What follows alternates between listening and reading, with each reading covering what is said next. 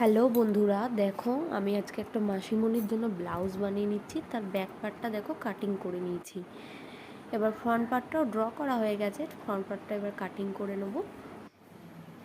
এবার আমি লাইলিনটাকে মেন ফেব্রিকের ওপর বসিয়ে এইভাবে কাটিং করে নিচ্ছি, কারণ এভাবে একটু আমি কাটিং করতে ভালোবাসি। এই কারণেই ব্লাউজে মানে ব্লাউজের পিসটা আর কি বেঁচে যায়, এই কারণে। এবার আমি সব পার্টগুলোকে জয়েন্ট করে আমি ব্লাউজটাকে সেলাই করে নিচ্ছি, দেখতেই পাচ্ছ তোমরা।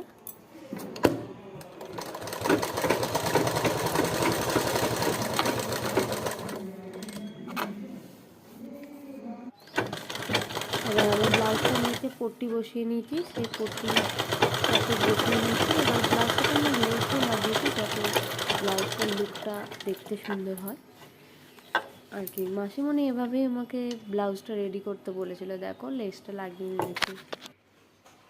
এবার এইটা হলো দেখো ব্লাউজটার মেন লুকটা, দেখো ফাইনাল লুক